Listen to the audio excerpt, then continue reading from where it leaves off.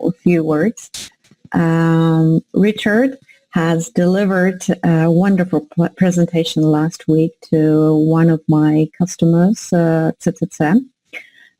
It's a retail customer. The audience was very against Oracle at the very beginning. They never let us even get in. Fortunately, I managed to organize the call, the presentation, to show that Commerce Cloud is completely different than ATG, that the guy hated because he worked previously on ATG, and a guy who was really skeptical when it comes to Oracle. Towards the end of the presentation, had 2 or 3 wow moments. So it's not only that we have a great product, but we also have a wonderful presenter. So Richard, it's my pleasure to introduce you to people with who I work closely, because we belong to different organizations. I'd like all of them to see how wonderful you can be. Well, I don't know quite how to follow that, but thank you ever so much, Anna. Very kind of you. So, hello everyone. My name is Richard Young, and just to save a bit of bandwidth, and also so that you don't have an irritating window sticking up at you all this time,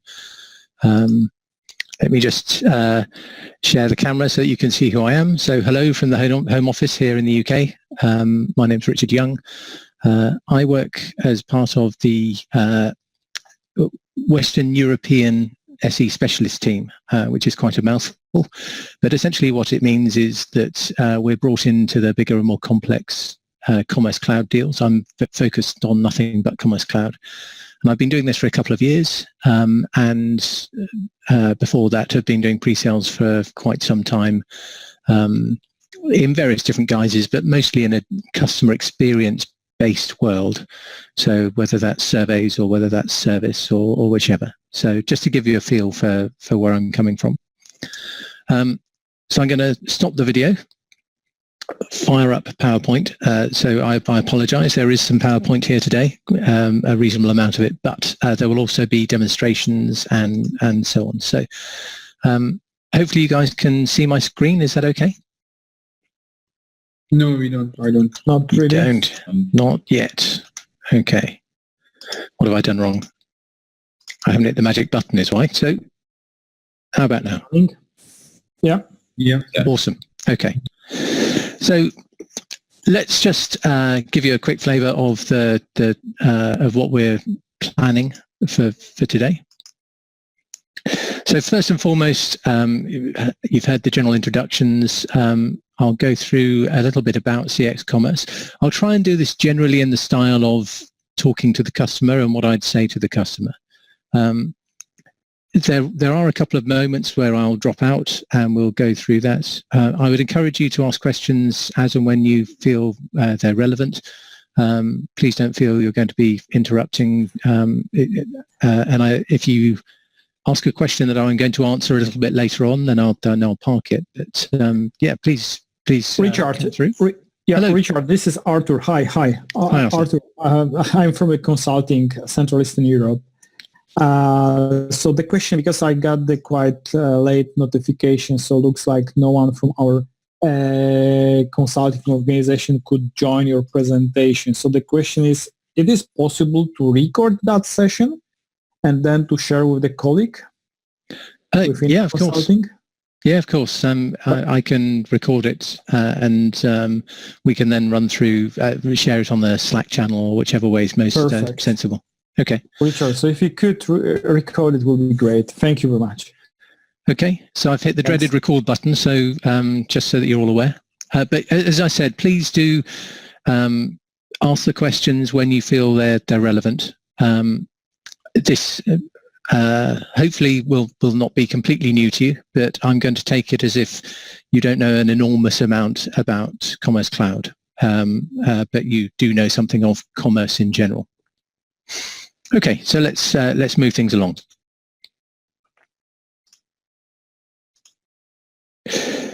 So first of all, I always like to start with just something to get you thinking a little bit. And I ask the question, what do you think of when you think of Oracle? And I ask this in part stepping out slightly just to try and make us memorable and also to try and get people a little bit off balance. So most people think of somebody like Larry Ellison. They might think of databases. They also might think if, you know, some people might have heard of the America's Cup team and and that sponsorship there, or Oracle Park in San Francisco where they sponsor the baseball stadium. Most people don't think of commerce. And that's a shame because Oracle has a background of, I think, 20 plus years in commerce and the systems that we have purchased and have built and brought into and have got customers using. So maybe if you had thought of commerce, maybe you thought of ATG. Now, just for a little bit of background, and this is for reference for you guys, ATG and Endeca are older on-premise systems. They're very successful. They were market leading at the time. And I think Oracle bought them in 2014 and 2015, so for some time. But it was very much on-premise. It was absolutely complex, bulky, expensive to maintain, slow to change, and difficult to work with. And this is what Anna was speaking about earlier on, about that perception among the audience that we had earlier on. So just to give you an understanding of what people might be thinking. Please be aware there are still quite a lot of ATG and Endeca customers out there. Oracle, about 4 years ago, maybe 5 actually now, took the two and blended them together. And so if you see a SKU called Oracle Commerce, that's what we're looking at here, the ATG and Endeca system. That's what Oracle Commerce is. Oracle Commerce Cloud, or CX Commerce, as you might have heard it rebranded to, is something else. So CX Commerce, and that's what the focus is on today, is a modern API-first cloud solution. It's a native cloud solution. What we have not done is taken ATG and hosted it in the cloud and just moved where all the issues to do with updating and upgrading and all the rest of it have gone to. So ATG always needed a lot of expensive proprietary expertise. That is not the case with Commerce Cloud, because while we've taken all the good bits that came with ATG and Endeca, we've left behind all the on-premise clunkiness and all the older proprietary ATG-only areas. So a lot of this is relevant to the being on-premise, but some of these things aren't. So, for example, we use open standard web technologies, which means that you can take your web developers and get them up to speed very, very rapidly when using Oracle Commerce Cloud. You don't need to go and buy and hire specific skills in terms of ATG and its proprietary nature. Also, this isn't a brand new bit of vaporware that we're trying to punt here. This is a mature cloud offering. It's been around since 2015. We've got well over 200, if not 250 customers around the world, and they're being used in all, the software is being used in all sorts of different industries, and I'll come on to that as we go through. Lots of regular releases and new functionality. So we run the typical cloud approach of 4 major releases each year, and we run through those regularly, updating people with the latest news and information, being very open about that. Slightly unusually, we also have a weekly release which is made available to our customers. And the idea behind that is that people aren't waiting for bug fixes or a specific item. So they don't have to wait for 3 months to fix an issue that they've got waiting. And crucially, and this is a technical side of things, but it's API first. And what that means is that you can do anything via API that you can do within our admin console, which I'll show you later. That's really quite important for when we move into more modern architectures, and we'll touch on that a little bit later on as we go. So what you're left with is CX Commerce, which is the only real B2C and B2B enterprise scale SaaS cloud commerce platform. There are an awful lot of people out there who are selling commerce platforms, and I'll give you a little bit of background on exactly who they are. But what we aim for is an exceptional shopping experience. We want to be able to support both B2B and B2C out of one system. So unlike, say, Salesforce, you don't need two separate systems to address B2C and B2B. You can also take multiple sites from a single UI. You can personalize and target your customer base.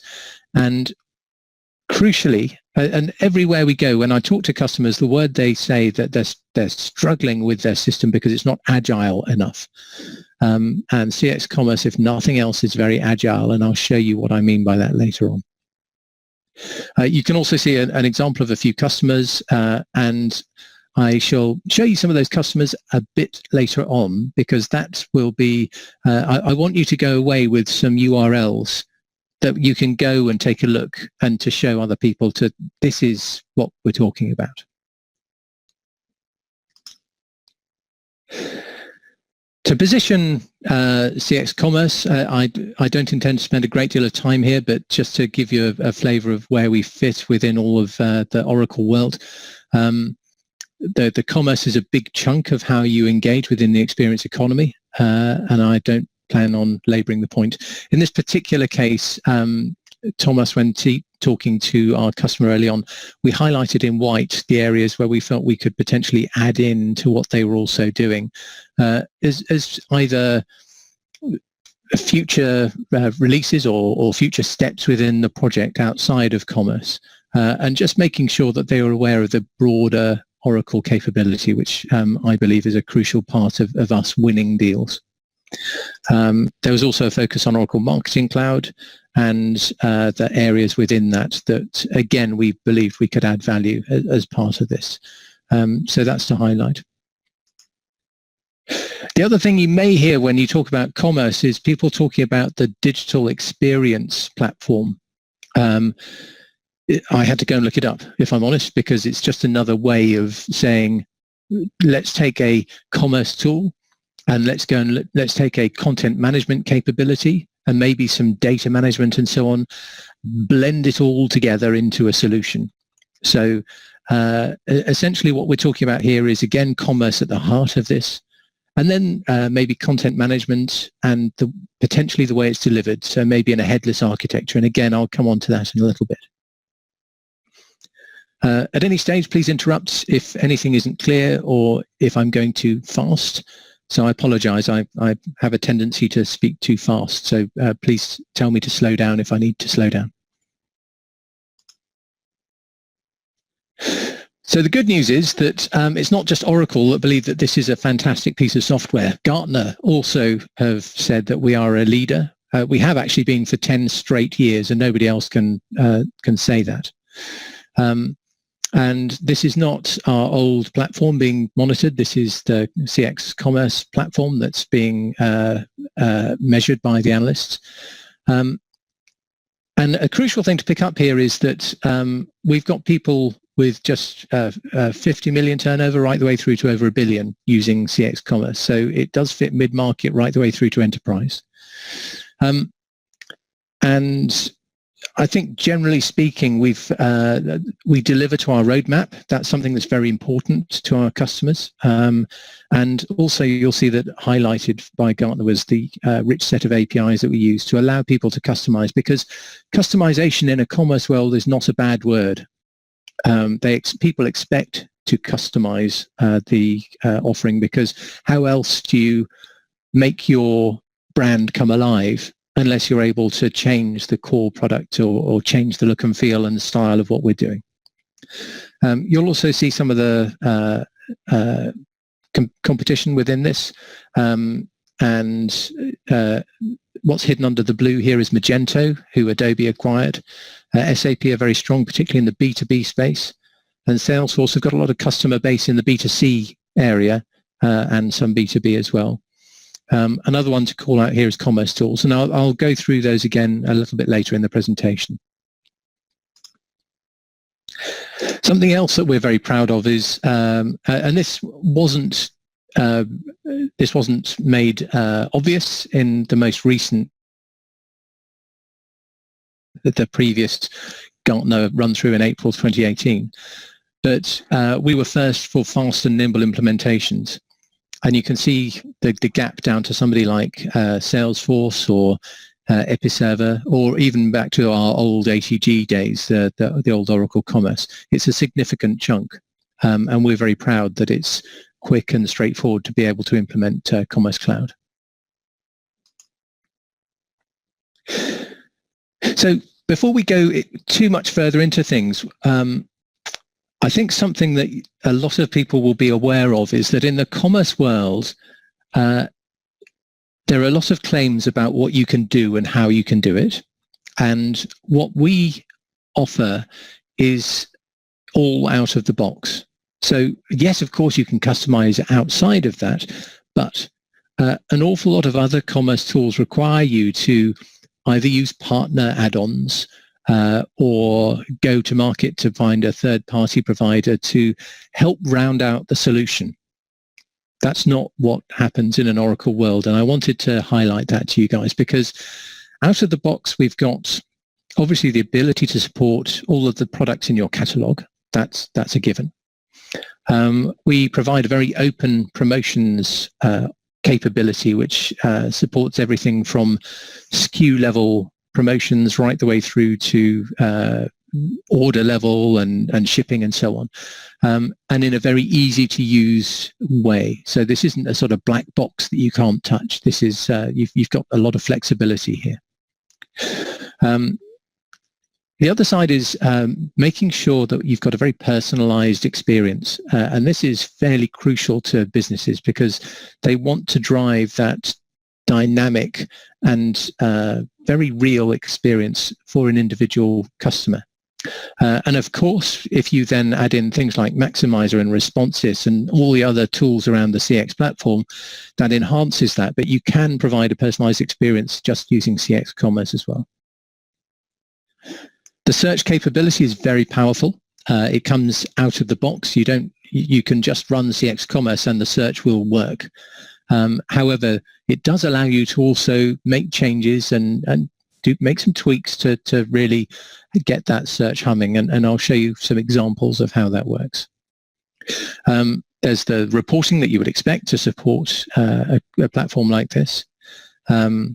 A/B testing also is out of the box. That's not something that you'll normally find in a commerce setup. Yes, plenty of add-ons that do it, but is it free and is it out of the box? Not often.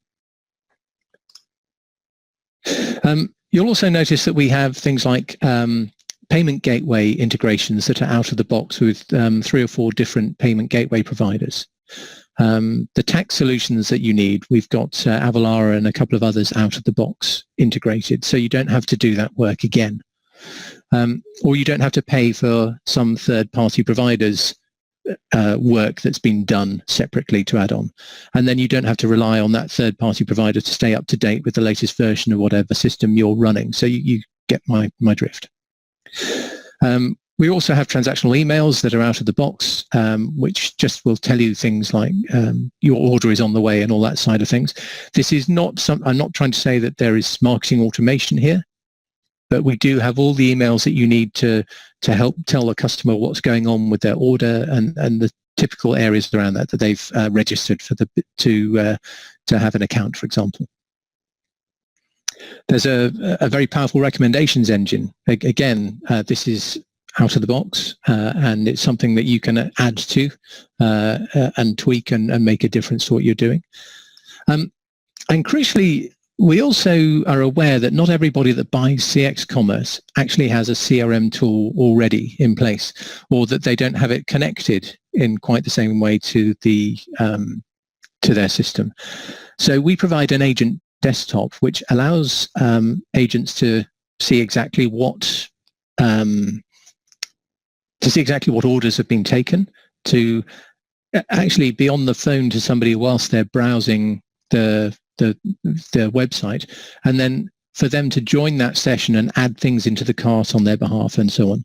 It also helps you to manage refunds and those sort of things. So there's a lot of functionality there.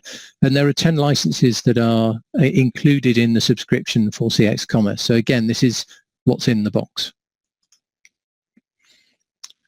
And a few more technical things, but it is responsive straight away. So we know how important mobile is to the commerce world. In a lot of places, it's more than 50% now of the traffic is coming from mobile devices.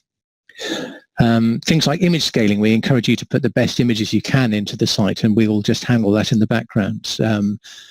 The fact that you can have multiple sites for free, that's part of it. So if you have 20 countries, all of which speaking different languages and all the rest of it, and you want to present a different catalog with different look and feel and so on, you can do that using multi-site from one instance, from one subscription.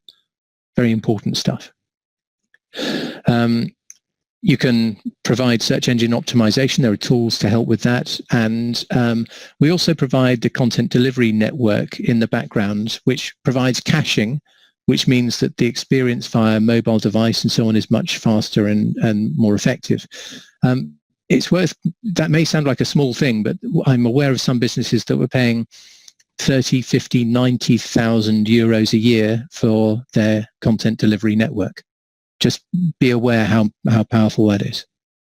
So there's a lot of out-of-the-box stuff. And I think that is crucial for us going forward.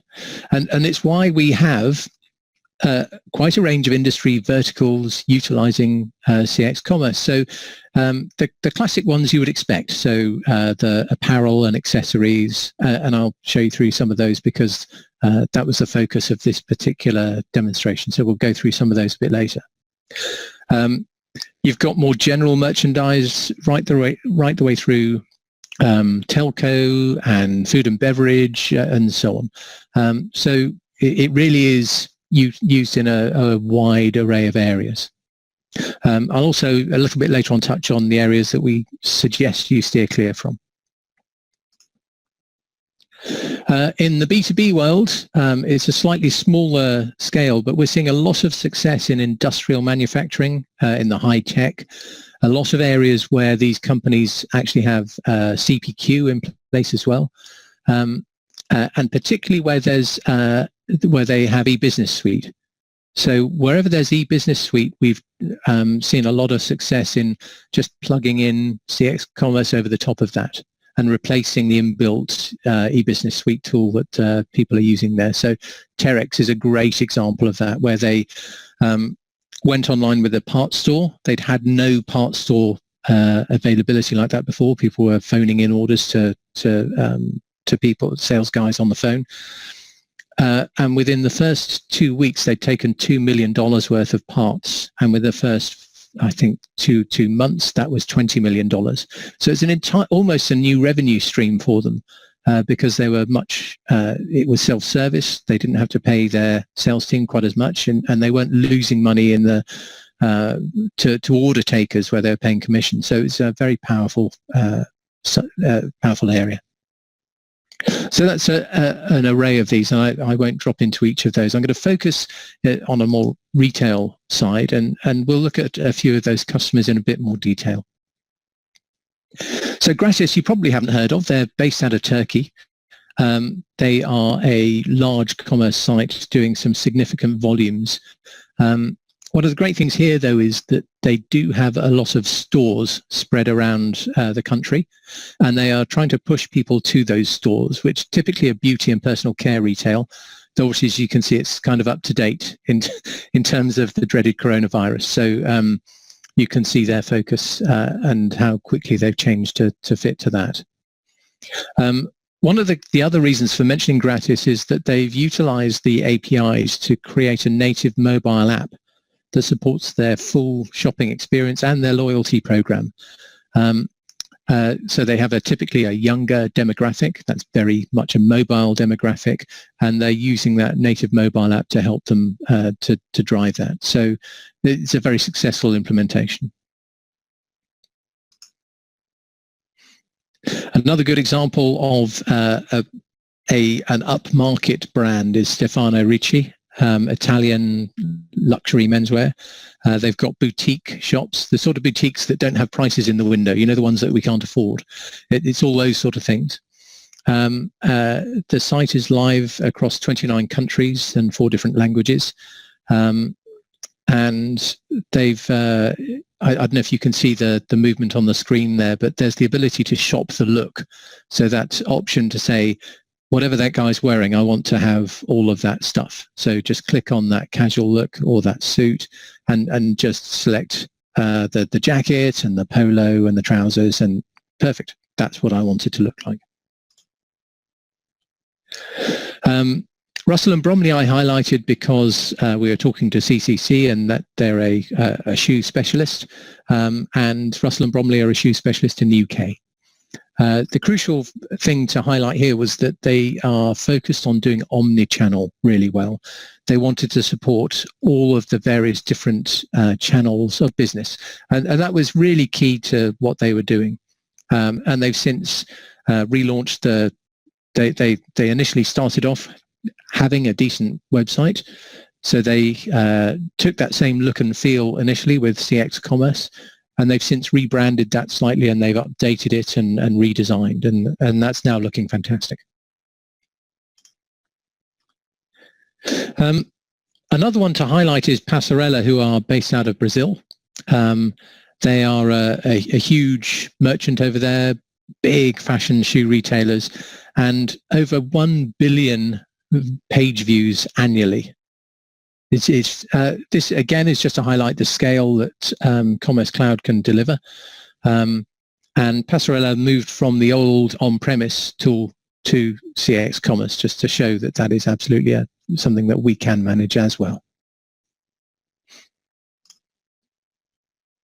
So just to step out slightly, if you are interested in a lot of these things, if you're interested in some of these customer case study slides and so on, you may not be aware, but if you go to commercecloud.info, you'll need to be on the VPN to do that. But there is an awful lot of information here. And I don't know if you can see under this Zoom taskbar, but there's technical resources, there's a lot of stuff there. So please do take your time to go through there and take a look through. It's very helpful. Okay.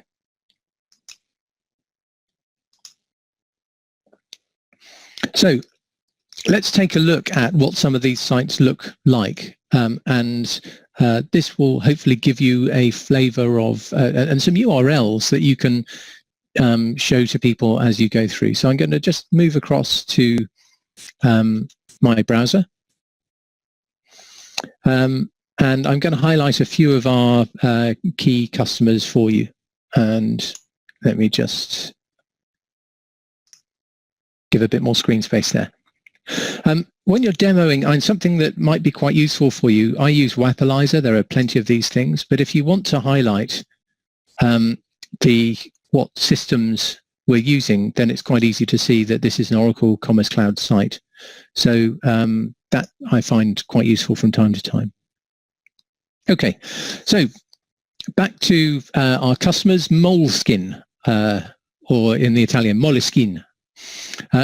They are very much a lifestyle brand. So I hope you can see from their website how important it is to highlight the look, the style, the feel of what they do. And that's really important because what they're selling basically are notebooks and stationery and things that you can buy for 1/10 of the price somewhere else. But they do sell really nice stuff. And as part of that, they are focusing entirely on their brand. And I think the key thing here is that this website doesn't look like anybody else's website. And it does follow some of the tenets, this sort of mega menu across the top here. but it doesn't look like anybody else's, and that is fundamental to me in the online commerce world. So it shouldn't look like somebody else's template that's just been stuck in place. So that's Moleskine. This is the GB site. If I then go to their Japanese site, then you'll see it looks totally different. It is, again, we're using the same stuff here, but it's very focused on the search bar, and I'm afraid I'm not even going to try to put something Japanese in place here. But as you scroll outside of the imagery, nothing else is the same. Even the mega menu is off to the side here. So this is fabulous because not only does it show that we can have multiple different views of the system, it also shows that, of course, we can support multiple characters. So that's our friends Moleskine Japan. Something else I thought that I'd try and highlight is what you can do that's outside the box. This is quite important because an awful lot of customers, when they look at buying a SaaS product, think that they can't move from outside of the template or the box that we provide. So if you go into just a normal, what should we find here? A normal top and shirt, maybe. Then there's some very nice products. You can see lots of nice things there. You can see the ability to filter and all the rest of it, which you would normally expect. The sort of thing that is maybe outside the box and would be more difficult is something where you customize it. So that's where this custom, and I apologize for my pronunciation of custom Kurta, I think it is, comes in. So this gives you the ability to customize a piece of clothing in a self-service way. So I'm just going to select the button. A Kurta is this, as you'll see in just a moment, this long shirt. And one of the nice things that we're going to do here is to just go down and select maybe a certain type of fabric. It's going to show me what that looks like. Actually, that's going to give me a headache looking at that, so I'm going to have a go at something else. Let's go with this nice black cotton. Much better. And then it's going to step me through the process and give me an option as to the fit. I shall stick with the comfort fit. Thank you very much. And maybe is it a half sleeve or a roll up? So again, we'll go with a half sleeve. And all of this is customized. And we're doing it using a number of different things, but over on this right-hand side here, this is a third-party piece of visualization software. So it's an add-in.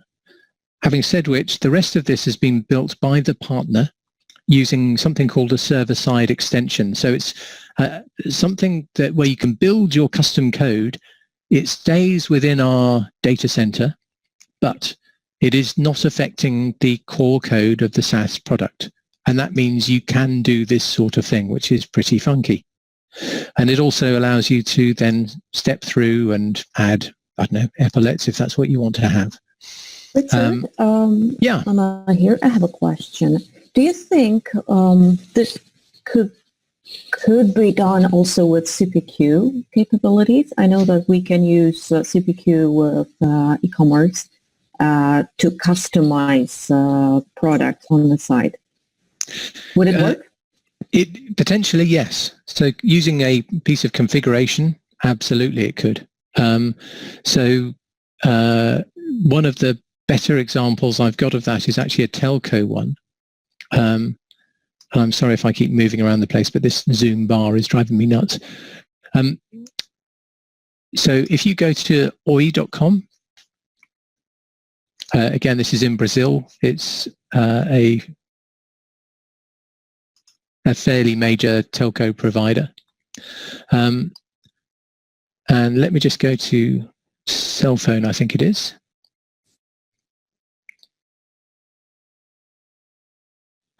And then when you go into here to say that I want to buy this this particular option, then we get into the offer and we want to advance. Now, you see I'm hovering over the advance button.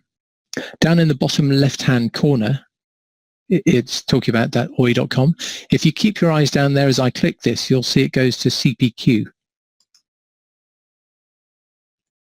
And it's gone so fast that I'm not sure I even saw it.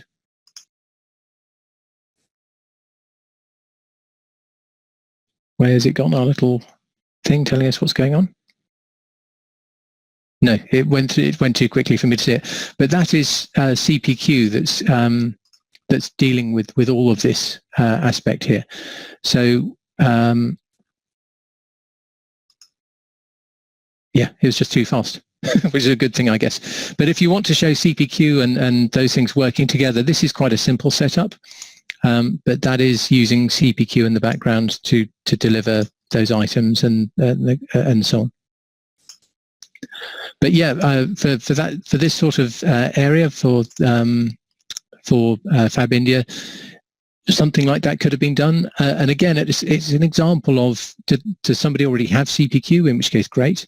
If not, is CPQ merited for delivering just this? Do they sell enough of these things to make that worthwhile? And that's the question, really. Is that okay? Yeah, thank you. Fab. All right. So just to go back to Fab India, again, select the size down here and add that to their cart. No, it looks like I'm nothing if not predictable. Anyway, you can also see how we have used custom attributes to highlight all the various things that we want to be added to this particular custom garment. So anyway, I think this is very powerful. It's not something you see in a great deal of commerce sites. And it's a great example of something that is not out of the box. It's outside the box. But it gives you a flavor of what can be achieved, which I think is very important to show. Another example of that is our friends at Reserva. Reserva are a very cool brand in Portugal. They focus on the sort of thing they do are providing suits for the Brazilian football team, for example. And one of the things that they offer is the ability to create your own custom T-shirt, which is quite nice. Gives you the option to make changes to the colours and the design of the T-shirt. It allows you to add images in. And I think I've got rid of my CCC one, but anyway, that you can upload new images, you can make changes, use examples that they've got, for example. So let's go with that one.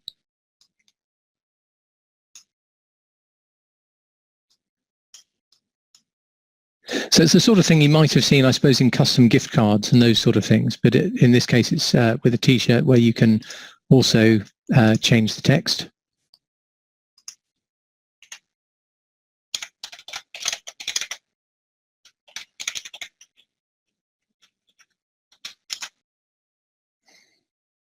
And we can make sure that the text is all properly lined up.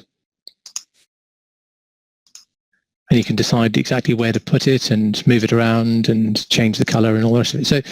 So far, so what? Well, the thing that I really like about this isn't the fact that you can do something like this, which I think you can see on a number of sites. The thing that is most impressive is that because Reserva use Oracle end-to-end, if you make well, as soon as you click buy on this particular T-shirt, and sorry, I can't leave that color alone. That looks horrendous in grey. As soon as you click buy on this T-shirt, when within 2 hours, if you live in certain parts of Rio de Janeiro, within 2 hours, they will provide you with your customized T-shirt. I think that's a huge differentiator because in the end of it, if you talk to an awful lot of businesses, maybe 20% of what goes on in e-commerce is the front end, is what you're seeing here, the CX commerce piece. The fulfillment, all the stuff in the background is what makes it really hum. And so if you're talking to Amazon, for example, their front end isn't that nice. It's quite unattractive in many ways, and it's quite clunky. But why do you buy from Amazon? Well, because they've got Amazon Prime and you can have it tomorrow for free.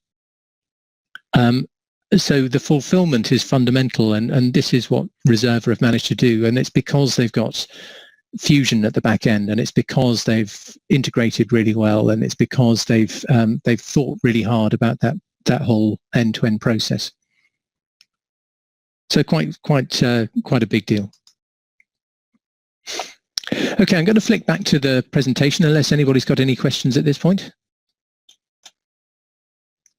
Nope, stunned to silence. Okay, so before I go any further in terms of the demonstration at all, I just wanted to highlight who's using CX Commerce. So the customer, I think, is fairly obvious. There's either B2C customers or B2B customers accessing the website. You also then have a whole bunch of people using the administration application, the merchandisers, testers, designers, developers, and we can separate those people out into different roles so that they only have access to certain parts of the system as they would require. The same applies with the contact center agents or support staff or advisors, whatever you want to call them.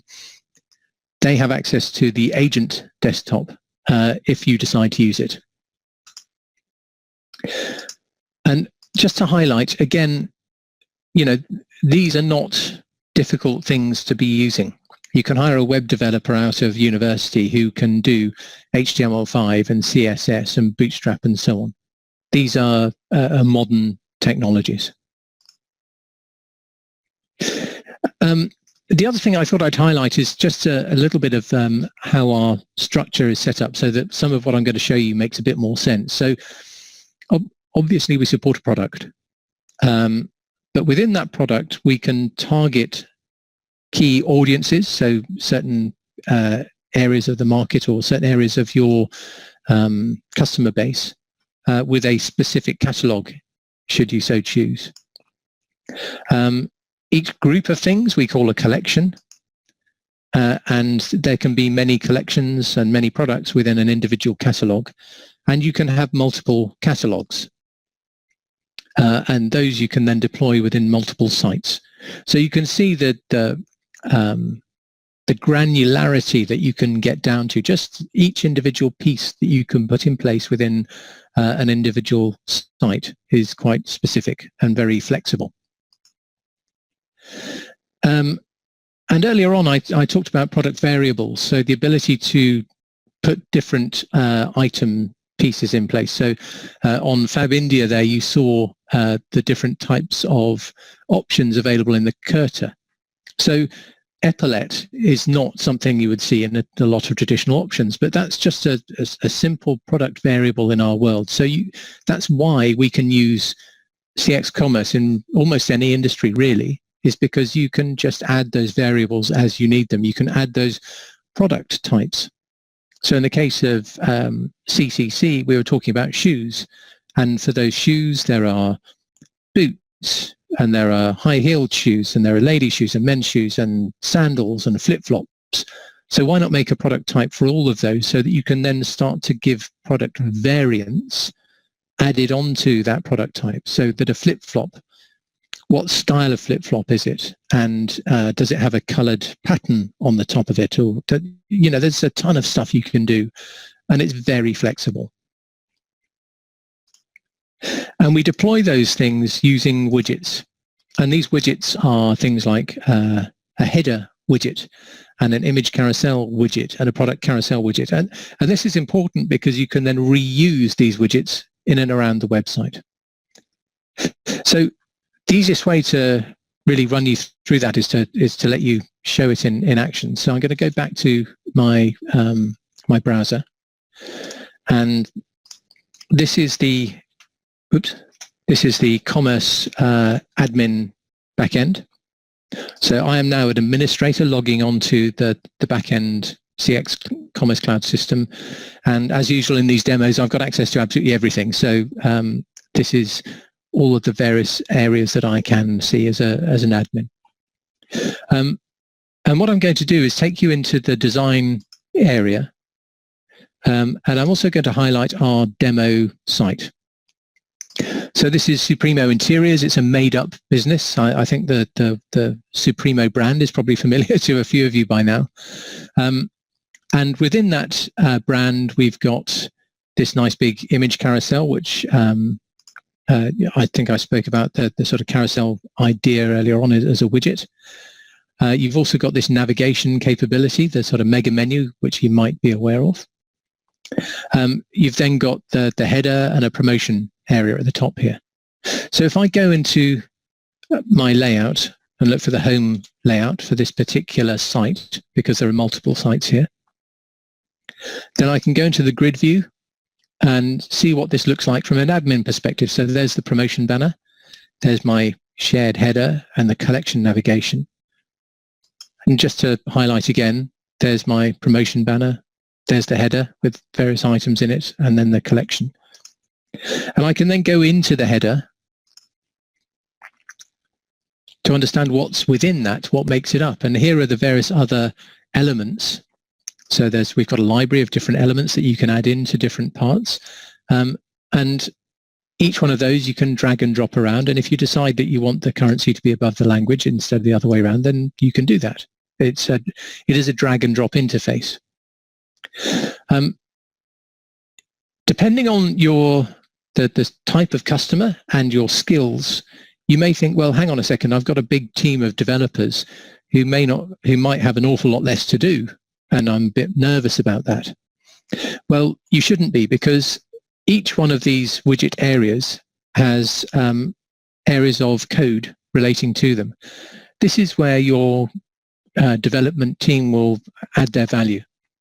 So there are HTML templates where you can build things. There are style sheets for each individual widget. So you can make each widget look different within an overall structure. There are themes that you can set up to make sure that you've got different themes for different brands. So I've got one for Supremo Tech, and I've got one for Supremo Interiors, and one for Supremo Fitness. So setting these up, driving those themes, and you know, your developers are still very much of value. And hopefully you will have seen from earlier on in Fab India the sort of things that they can be adding value to. So I think the biggest sell for us is that they're not going to be spending 80% of their time keeping the lights on and keeping up with the latest version of Chrome and doing all of the back end things just to keep things working. Instead, they're going to be making a difference to the look and feel and the design and the innovation of the business for 80% of their time. That's really what SaaS is all about. And again, I'm sorry if I'm teaching you to suck eggs here. I'm not sure if that translates, thinking about it. Anyway, teaching your grandmother to suck eggs is a thing where you're teaching somebody what they already know. Okay. If we go back to our home layout briefly, and then we'll move on to a couple of other areas of the demo. Within Supremo Interiors, I've got this content variation slot. So this is an example of being able to push the right content to the right person. So if, for example, I decided that I wanted to add a different piece of content in, so I don't know,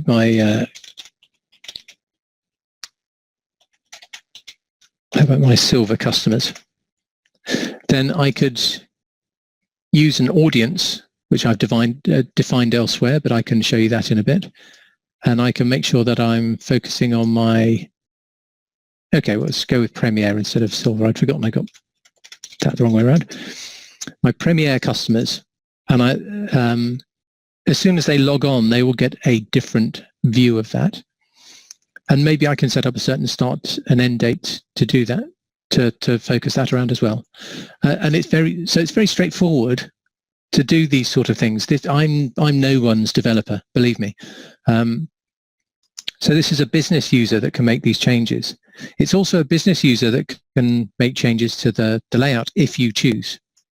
So in this case, and the example I always use, which I know is a bit basic, but is if your customers have said, look, we really want to, we're struggling to get hold of you, and you think, right, in that case, I'm going to put our Contact Us page right up here on the front page.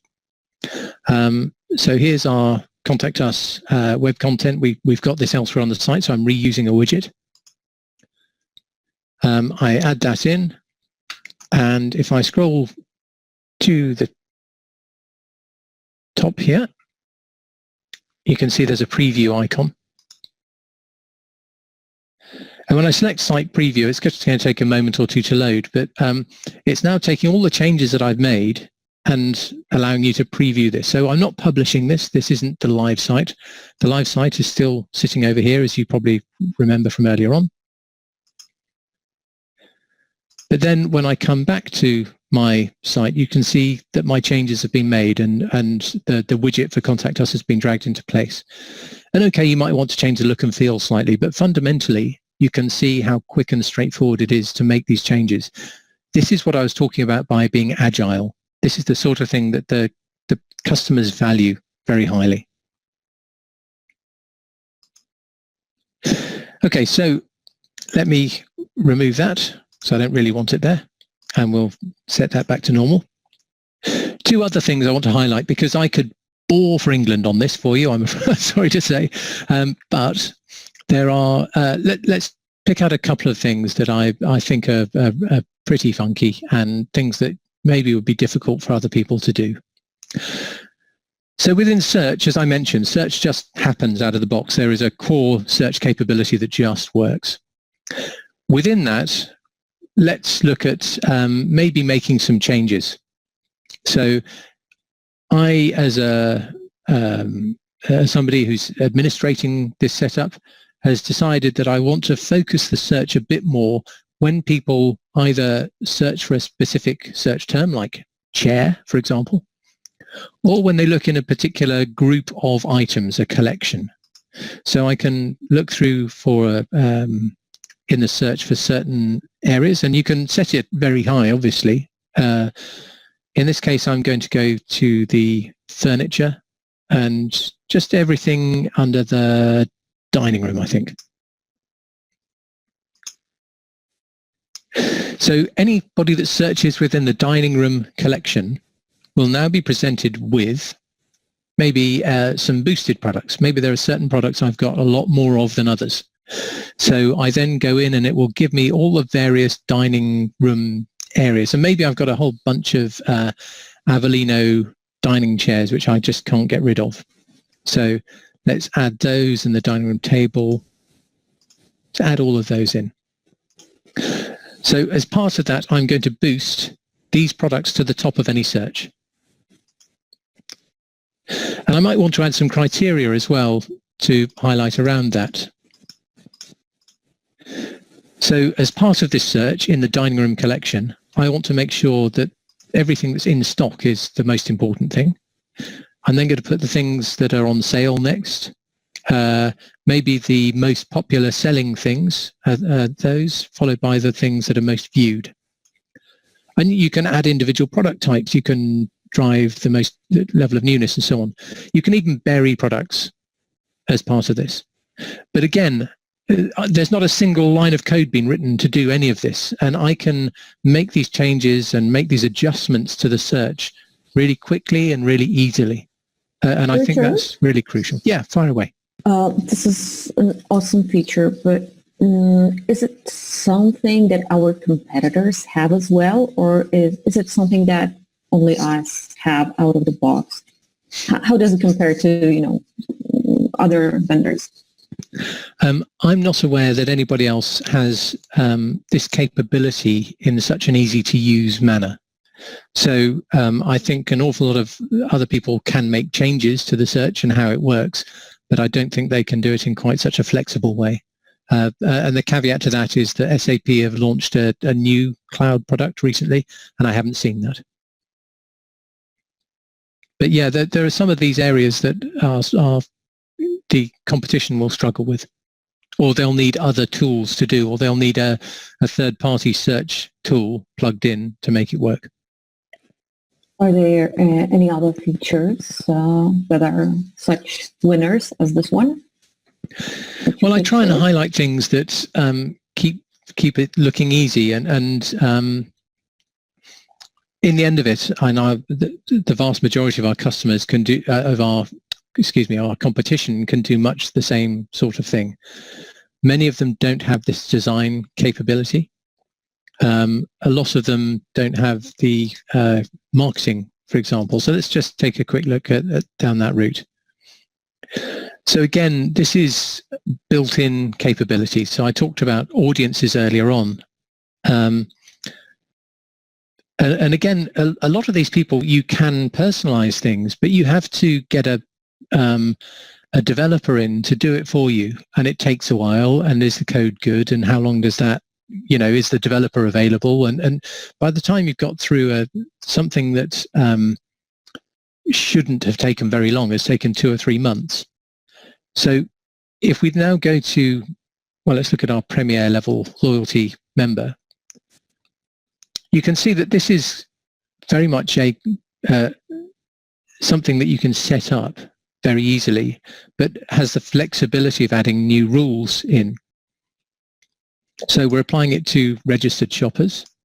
That's the audience description. And in fact, let me just go back a second so that you can see all of the options here. So one of those is, which site do we want to apply it to? So is it all of them or just a specific site? What rule do you want to add into these areas? And it could be anything like, I want to make sure that people from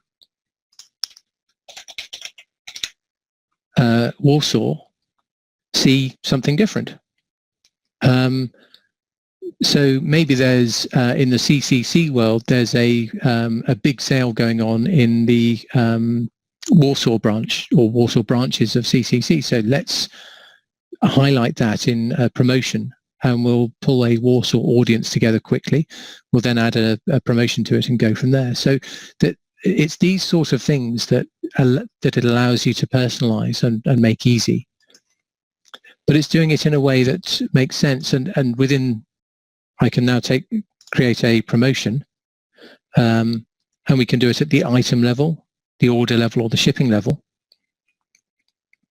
So let's do a buy one, get one free as an example.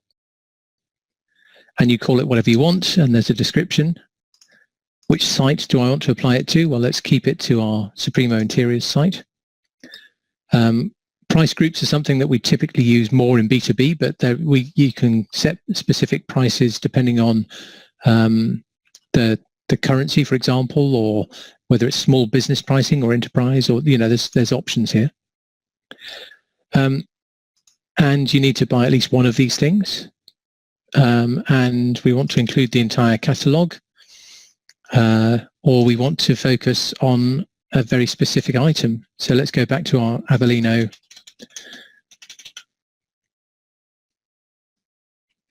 What have I done wrong? Oh, of course, it's tables and things. So there's let's just go with this Avellino chair. So I'm only doing this promotion, buy one, get one free on this particular chair. And maybe there are some additional rules that you want to build into this. And here's the same, it's a wide range of rules that allow you to define exactly what it is you want to do around this. And also, do you want to exclude certain items so that you can't have things being added one on top of the other? You can make sure that if you are offering 10% off, but you've got a particularly low margin group of items, you can make sure that's included, and so on and so on.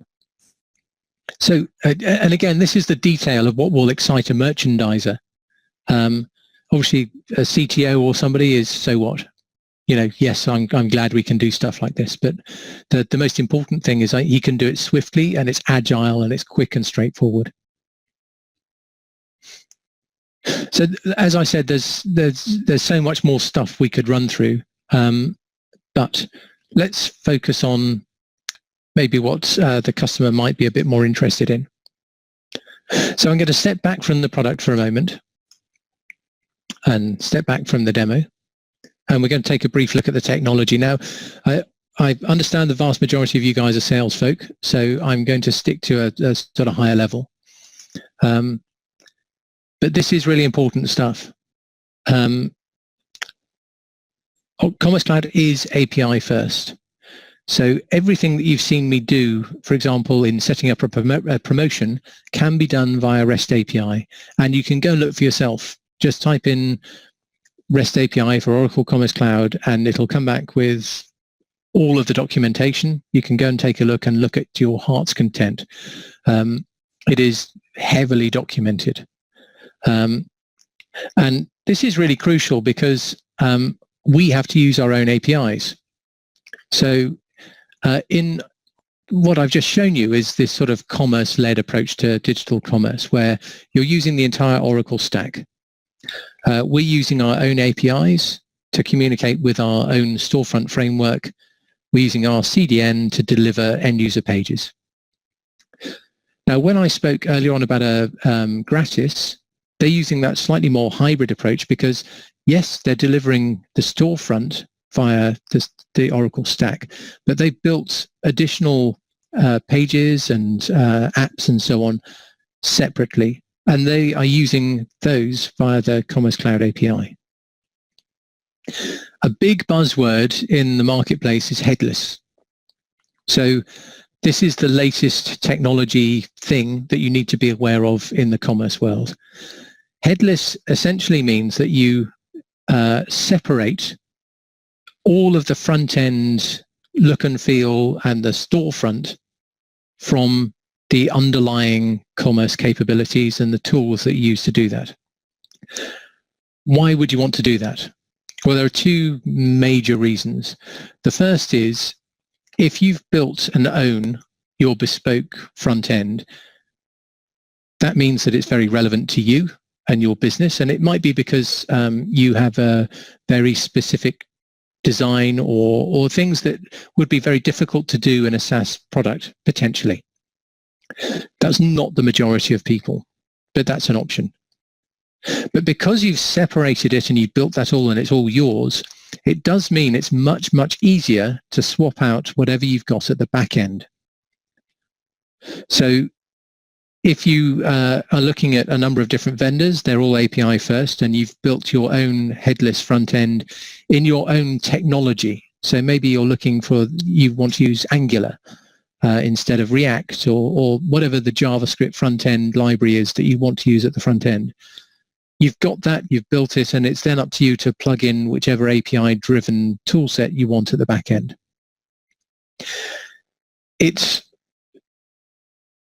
for us, my argument is that why would you go through so much pain to build all this bespoke stuff unless what we have here really doesn't do what you need it to do? And in which case, fantastic, we can support it. We've got this Commerce Cloud API set and all the rest. But if I flick back very briefly, it does mean that everything that we've built here in our admin setup, or the vast majority of it certainly, you will not have access to. You'll have access to its capabilities and functionality via API, but that's it. So you don't have this nice friendly stuff, you don't have this drag and drop stuff and so on. Now, for some users, that's actually a drawback. That's a good thing because they want to have their own front end. But to a lot of people, I don't think that they understand just how much of an overhead there is here in this headless world. So if you're talking headless to somebody, we can do it, but we're probably not the best placed company to support them in delivering it and doing it, just simply because we only have a few customers that have gone that route. And the focus for me, and sorry to be a little bit techie here, but it's crucial, is that you can extend, there is all this extensibility within Oracle Commerce Cloud, excuse me, which allows you to do the funky cool stuff that you want to do, But you can do that using the Design Studio and the storefront and all these other things that you then don't have to manage, and you don't have to design, and you don't have to build, and you don't have to maintain. Whereas you can just focus on delivering your innovation through the bits that need it, through a custom app, or by adding a custom capability like the thing I showed you on Fab India. So I know this is quite techy, I apologize, but it's something that you need to be aware of going into any commerce deal. Is there anything people would like me to go over again on this, or have I already talked too much about it?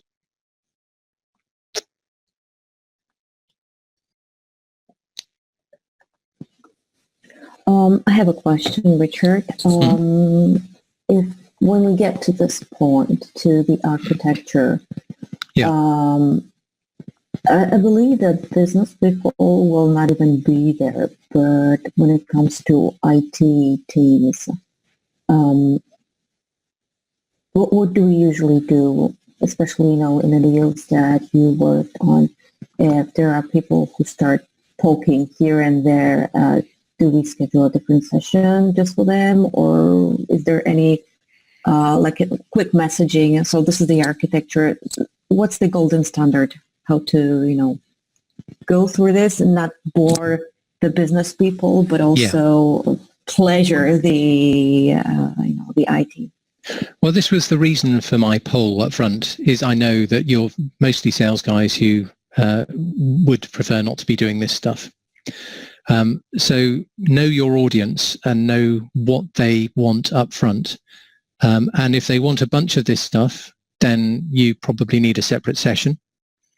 And if there's one guy who's being a pain in the butt in the corner who wants to show how clever he is, then you need to make him feel good, set up some time in the future just for him to go through and do all of it, but maybe give him his 5 minutes to talk through whatever it is he wants to talk through.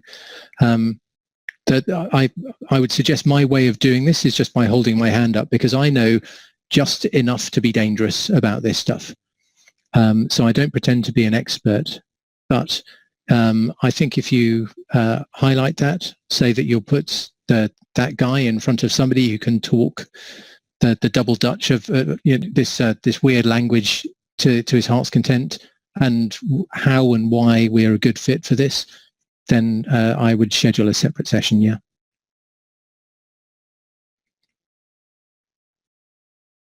Okay.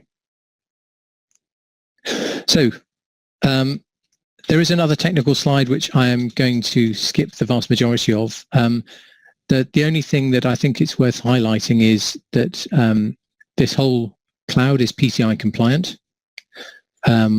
Oracle Commerce Cloud, you might find some people saying that we only make this available out of the USA. Historically, that's correct.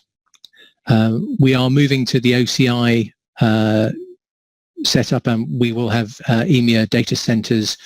And I think actually any new customer now will be set up out of Frankfurt and supported via a hot swappable OCI center in near London. So any of that old stuff about just being out of the USA is now false, which is fantastic news for us. But it is a PCI compliant architecture. And it also means that any customizations that you build, you can build it within our own architecture. That's the takeaway from this slide really for you guys. So a bit more about the competition. So I've highlighted 4. I'm sure you've got some smaller people in your marketplaces. I also get that people are probably hearing names like Shopify. If they're talking to people like Shopify, then we're probably too big for them and we're probably too expensive for them. Shopify do have an enterprise version, but you're still very much in the mid-market sector at this point. So if you're hearing any of these names, then you're probably in the right room. So just to take you through briefly, Salesforce, I'm sure you're aware of. If you've been in the commerce world, you'll be aware that Demandware is the business they bought for B2C, and Cloud Craze is a B2B specific product that they bought.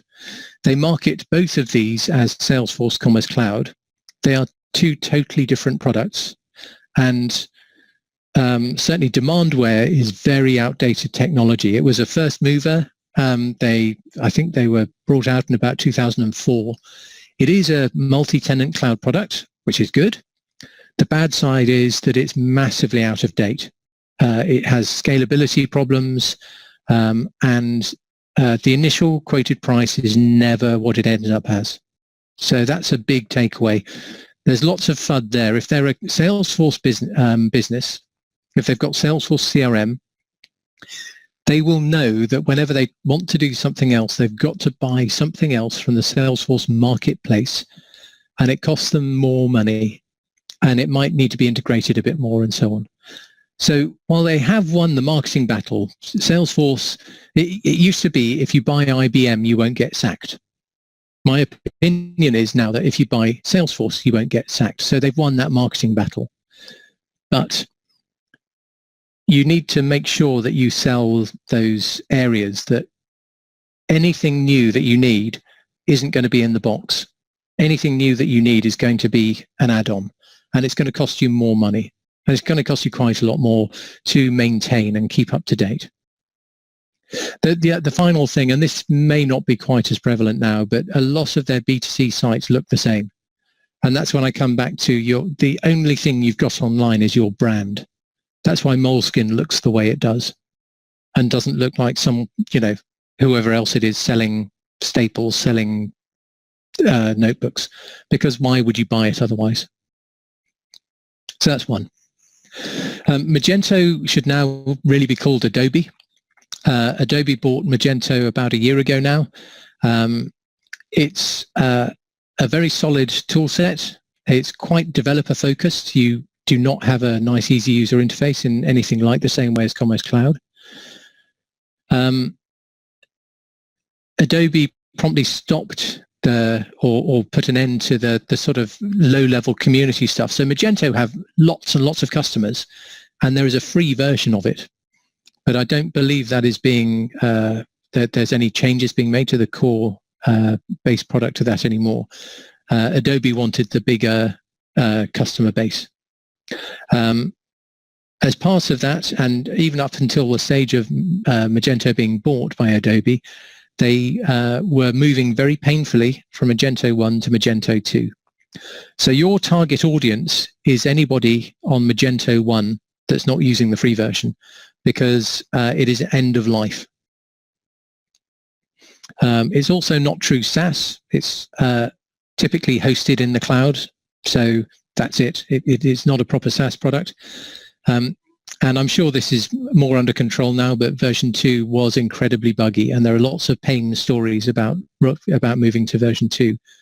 And the only way that I understand Magento have helped to fix that is by rolling out a standardized template.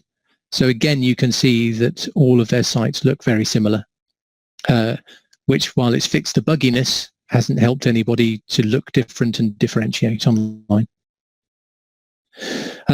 SAP have been more B2B focused, mainly because of the links through to their back-end systems, which are decent, to be fair. Their ERP links are good. Historically, they've had a very high total cost of ownership. They've got a very poor CX and marketing capability. And most of their existing customers are using either on-premise or a sort of hybrid hosted product. The new cloud product is very much in the Oracle space, but it's 4 years behind us.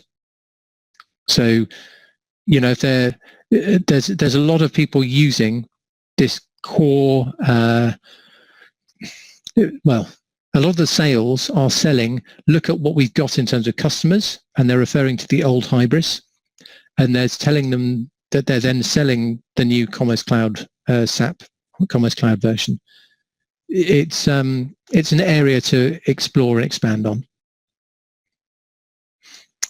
The final one is Commerce Tools, which we're seeing a lot in the UK, and this is they are purely this headless architecture. And and they are selling the dream. They're selling what is currently very cool and very funky. And if you're selling into IT, you will probably be talking to these guys. CCC, for example, we're talking to these guys. There is no user interface. It is APIs. And it's only going to be attractive to people that have a big IT team and want to keep it, or have really bespoke requirements. And and every business will turn around and tell you how unique they are. And I'm sure they are. But do you really need to rebuild, completely reinvent the wheel to do that?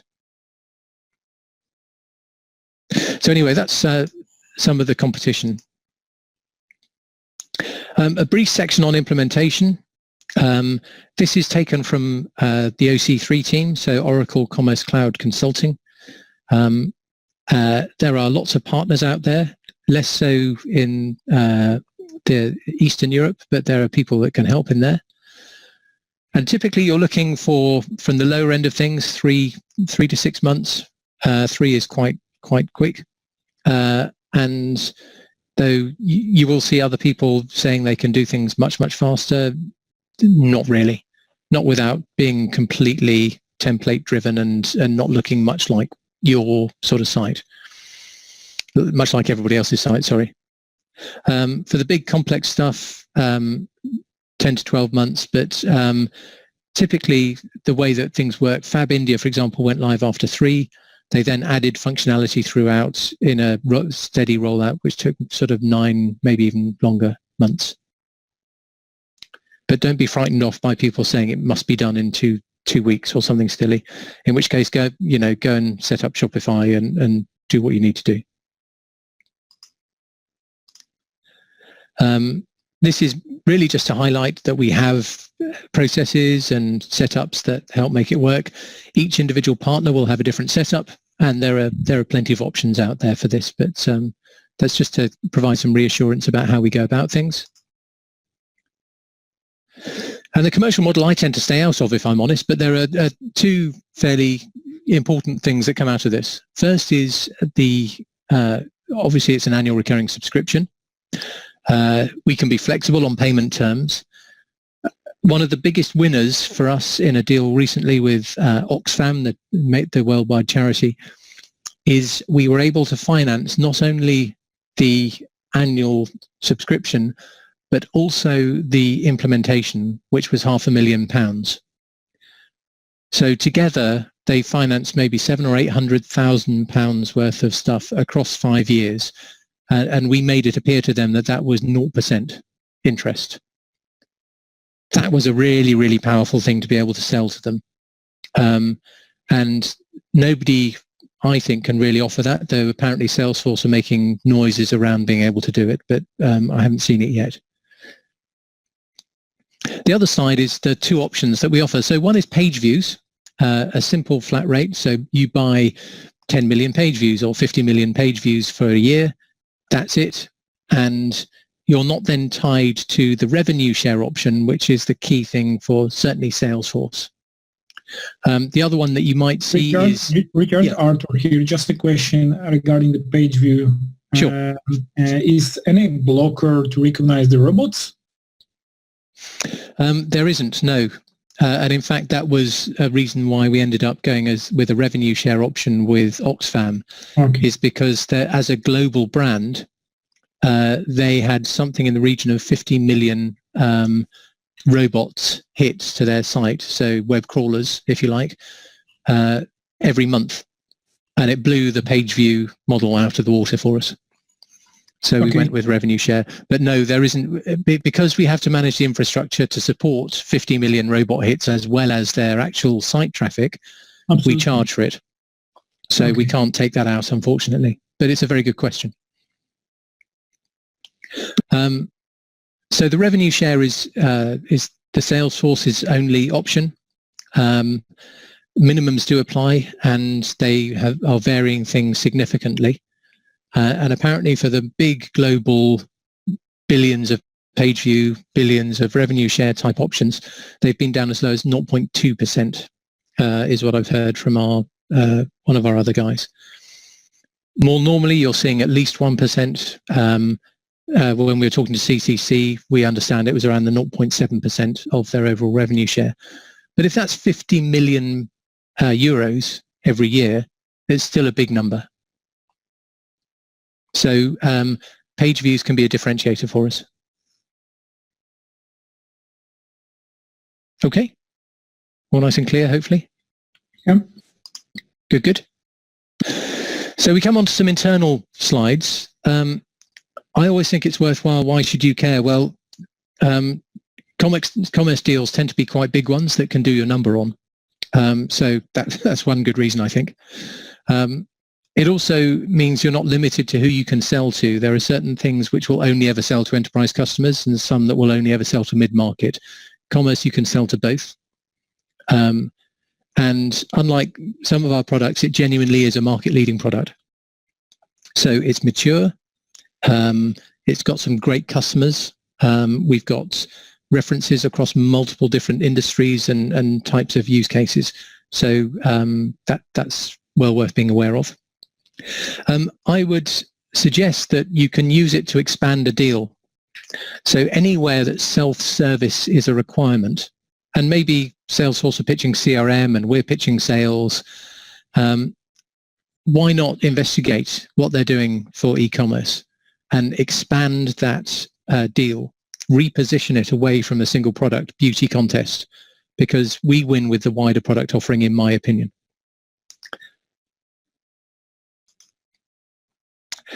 So where would I suggest you focus your efforts? Well, companies with existing Oracle infrastructure are a much easier sell. Sell Oracle on Oracle, and particularly in the B2B world where they've got eBusiness Suite, that's a great place to start. I suggest you need to be looking at businesses with probably more than 200 million euro turnover, because a commerce implementation is expensive. And then you're talking the ARR on top of that. So yeah, keep focused on certainly a reasonable sized business. But there are too many people like Shopify out there with small, cheap commerce solutions for the SME market. So I would suggest you steer clear of that. So qualify hard on the budget. And do look at our customer base. There's lots of manufacturing and distributors and CPGs and all the rest of it. So there's that side. But anyone that can benefit from selling online or from doing self-service online is where to go. Richard, this is Arthur once again. Question about selling B2B with a business suite. We have a couple of huge customers in the B2B, in a B2B and really e-business suite, especially Russia manufacturing. Okay. Are our customers.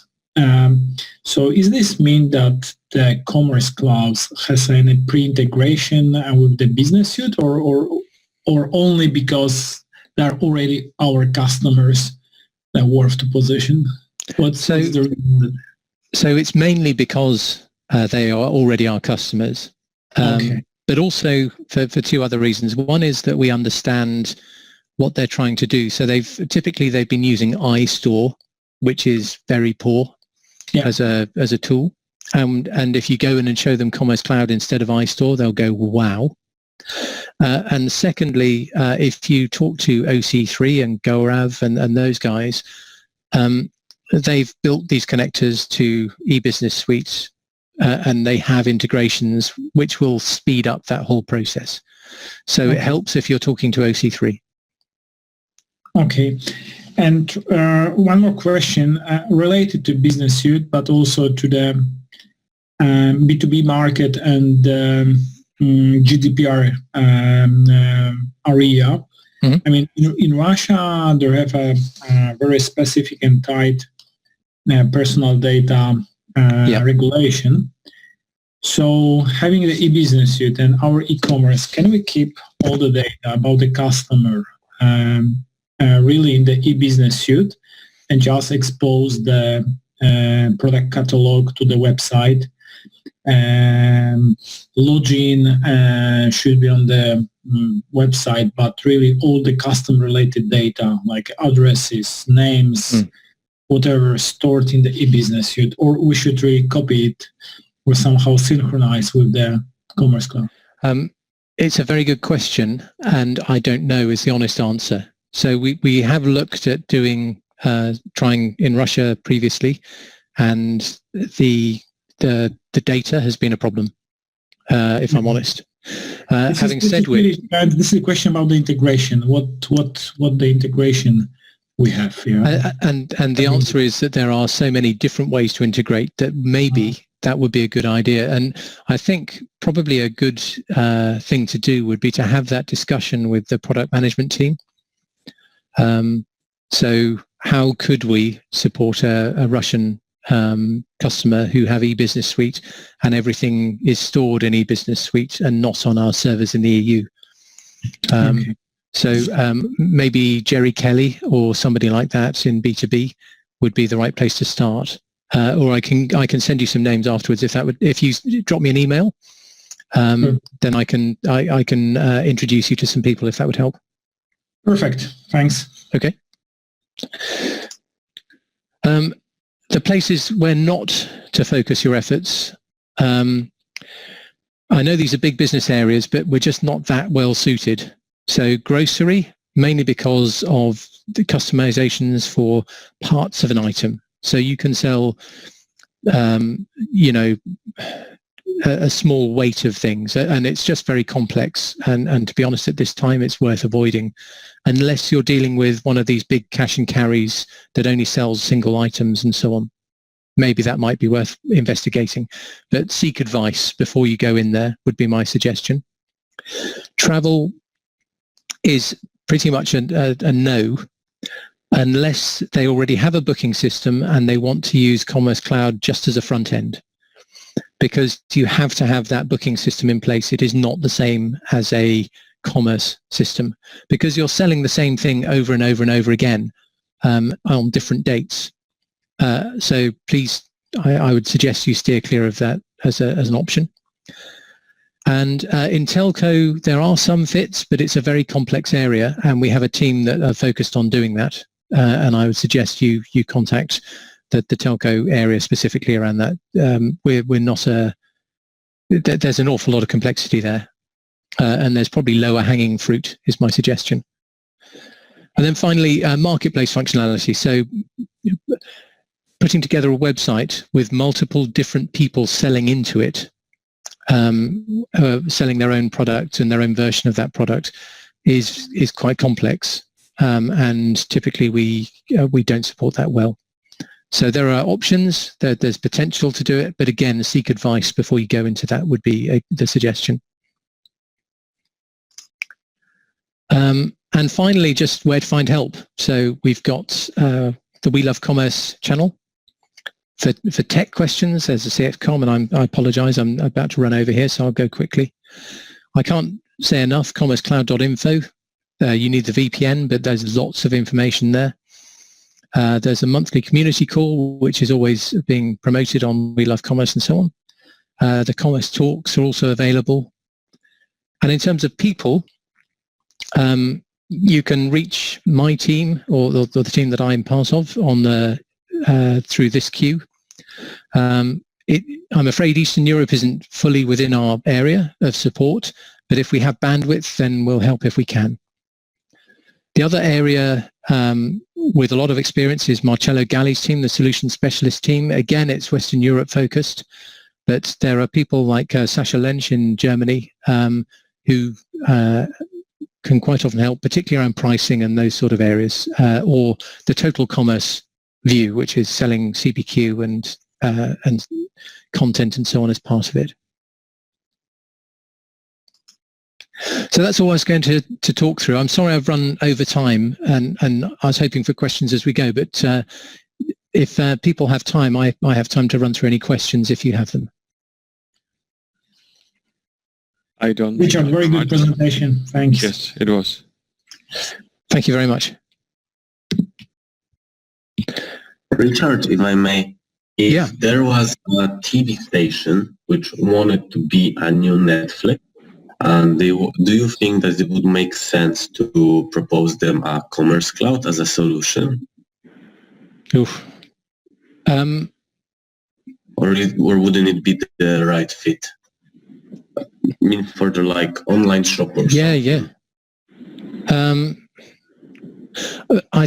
it's certainly been in use at PBS in America, but that's just selling DVDs and things like that. I'm hesitating because I don't know how it would do with managing other aspects. So in conjunction with something else, yes, absolutely. If you're just doing the part where you're selling things, and maybe with Subscription Cloud, you could work with that. So that's an option. Again, it's maybe an area that I'd suggest talking to the product management team about the right fit for. But in the end of it, you're selling things online. And again, as long as they're items or individual subscriptions, then I don't see why not. But again, if you drop me an email, which is richard.c.young, which I think was on this invite anyway, then I'll try and put you in touch with the right people to ask that question. And this is rather closer to the telco business, in my opinion. So potentially. Yep. Okay, thank you very much for your answer. You're welcome. So, any more, or shall I hand back to you, Anna?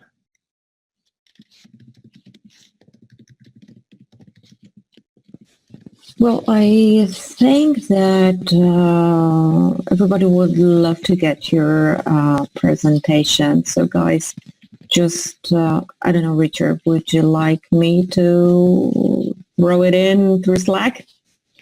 I think that's probably easiest. If you have a Slack channel set up already, then you'll feel free to invite me to that and I can come in and drop in the presentation. Or I can just send it to you via Slack and you can do it that way, whichever you prefer. Well, Richard, maybe just drop it because you added to our customer-facing presentation, you added certain internal slides. If you could drop it at our CCC Slack channel, okay, then I can distribute it to anybody who wants it. Yeah, sure. No problem at all. I have one Thank question. you so much. Yes, please do. Do we have any learning path available for partners? I'm sorry, you dropped out a little bit there. I know that there was some limitation.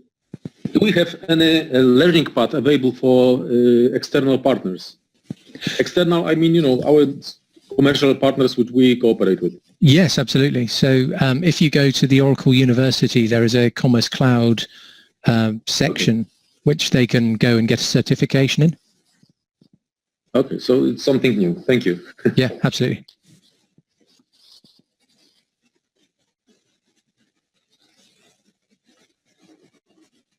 Good stuff. Well, if that's it, you can reach me via email or on Slack. Otherwise, thank you all so much for taking the time today, and thank you, Anna, for setting this up. It's always good to talk to a willing audience about Commerce Cloud. Thank you so much, Richard. Thank you very much. Bye-bye. If you could drop the recording as well to that Slack channel. Yes, of course. Great. Definitely. Whenever I get an opportunity for e-commerce or